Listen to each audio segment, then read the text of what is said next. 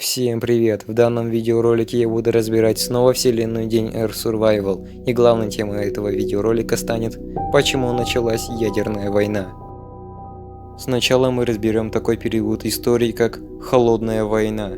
Если говорить кратко, то это противостояние Западного блока и Восточного. Холодная война не представляла из себя как таковой военный конфликт. Это была гонкой в распространение своего влияния на весь мир. Капитализм против коммунизма. В 1962 году начался Карибский кризис. США разместила свои ядерные боеголовки на территории Турции, а СССР на территории Кубы. Тем самым в зону поражения попадали важные регионы обоих сверхдержав. На тот момент мир ждал в замирании начала Третьей мировой войны. Но конфликт удалось уладить мирным путем. В 1983 году начался Европа-ракетный кризис. СССР заменяет свои ракеты на более точные в сторону Европы. В ответ США размещают в Западной Европе свои новые ракеты.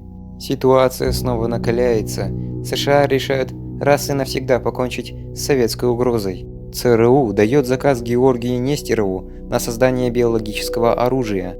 После получения они распыляют его через специальные баллончики по всем крупным городам СССР.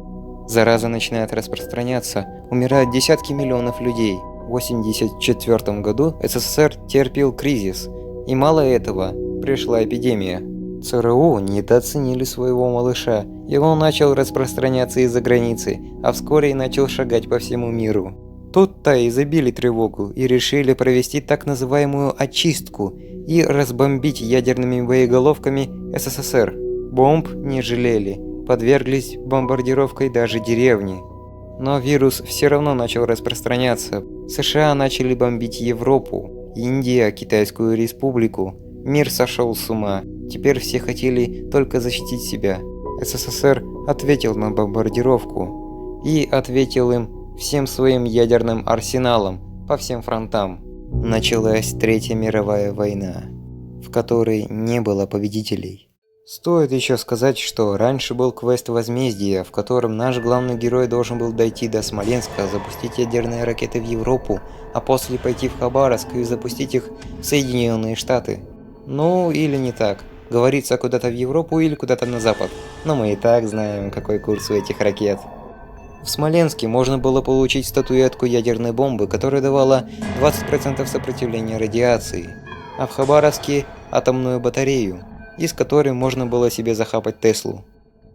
А теперь разберем минусы, о которых я думаю. Почему границы Турции, Финляндии и остальных членов НАТО не были заранее закрыты, хотя это и было? Как проникали все-таки на территорию других стран? Почему зараженные страны не ввели карантин? Или хотя бы члены НАТО, которые должны были знать об этом. ЦРУ стоило заранее подумать об этом и сделать лекарство. Вирус сделан на основе уже имеющейся тогда болезни, и есть много людей с иммунитетом. Да и доктор из Ленинграда сделал лекарство. Так в чем проблема, можно было сделать лекарство в развито-медицинских странах НАТО? Зачем наносить ядерные удары по СССР, сверхдержаве, у которой тоже есть ядерное оружие? Разве они не понимали, что они могут дать ответный огонь? Реализация? О, не-не-не, такого бы никогда в жизни не произошло. Ядерное оружие поистине опасная вещь. Лидеры стран не глупцы, и они бы понимали, что в этой ситуации они бы проиграли оба. Так как, даже не знаю, возможно бы Земля превратилась в ядерную пустошь. Ядерное оружие является гарантом мира в какой-то степени. И разве США не понимала, что биологическое оружие это слишком рискованно? Они бы еще тупо нанесли ядерный удар без причины. Если бы Р-17 удалось победить и СССР узнал бы, что это биологическое оружие, созданное ЦРУ, то конфликта уже не избежать. И как потом объясняться всему миру? Это подорвало бы все мировое мнение США. А если страны НАТО и не знали об этом, то из НАТО явно бы вышли несколько стран и ополчились против бы Соединенных Штатов. Пишите свое мнение в комментариях. А на этом все. Всем удачи и пока.